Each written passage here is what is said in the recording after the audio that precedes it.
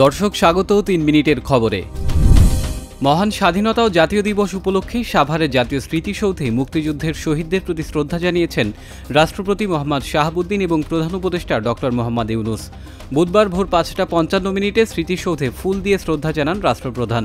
এর কিছুক্ষণ পর ৬টা ১৩ মিনিটে পুষ্পার্ঘ্য অর্পণ করেন অন্তর্বর্তীকালীন সরকারের প্রধান। তারা স্মৃতিসৌধের বেদিতে পুষ্পস্তবক অর্পণের মাধ্যমে শ্রদ্ধা নিবেদন করেন। এ সময় তারা ১৯৭১ সালের মহান মুক্তিযুদ্ধের শহীদদের স্মৃতির প্রতি শ্রদ্ধা জানিয়ে কয়েক মিনিট নীরবতা পালন করেন। বাংলাদেশ সেনাবাহিনী, নৌবাহিনী ও বিমান বাহিনীর একটি চৌকস দল রাষ্ট্রীয় সালাম জানায়। এ সময় বিউগলে করুণ সুর বাজানো হয়। এবছর ডিসেম্বর থেকে আগামী বছরের জুনের মধ্যে নির্বাচন হবে বলে জানিয়েছেন অন্তর্বর্তী সরকারের প্রধান উপদেষ্টা ডক্টর মোহাম্মদ ইউনূস।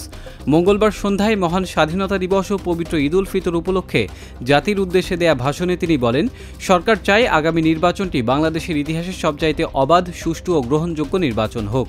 এজন্য নির্বাচন কমিশন সব ধরনের প্রস্তুতি নিতে শুরু করেছে। রাজনৈতিক দলগুলো ব্যাপক উৎসাহ উদ্দীপনায় নির্বাচনের জন্য তৈরি হতে শুরু করবে বলে তিনি আশা করেন।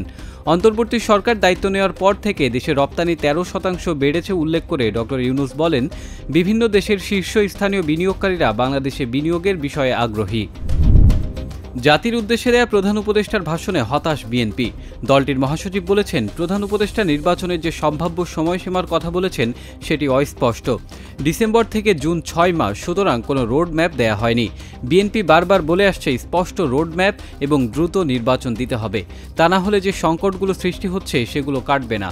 বুধবার সকালে মহান স্বাধীনতা ও জাতীয় দিবসে বিএনপির প্রতিষ্ঠাতা জিয়াউর রহমানের সমাধিতে শ্রদ্ধা নিবেদন শেষে সাংবাদিকদের তিনি আরও বলেন, বিএনপি ক্ষমতায় যাওয়ার জন্য নির্বাচনের কথা বলছে না।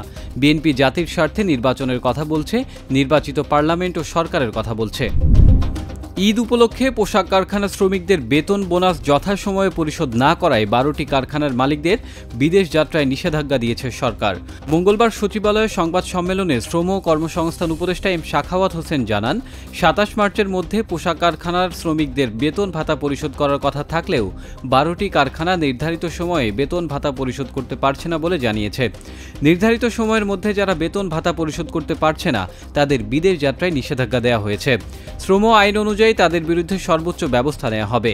অন্য কোনো প্রতিষ্ঠান শ্রমিকদের বেতন ভাতা পরিশোধ করতে না পারলে তাদের বিরুদ্ধেও সর্বোচ্চ আইনগত ব্যবস্থা নেওয়ার কথা জানিয়েছেন শ্রম উপদেষ্টা এম সাখাওয়াত হোসেন।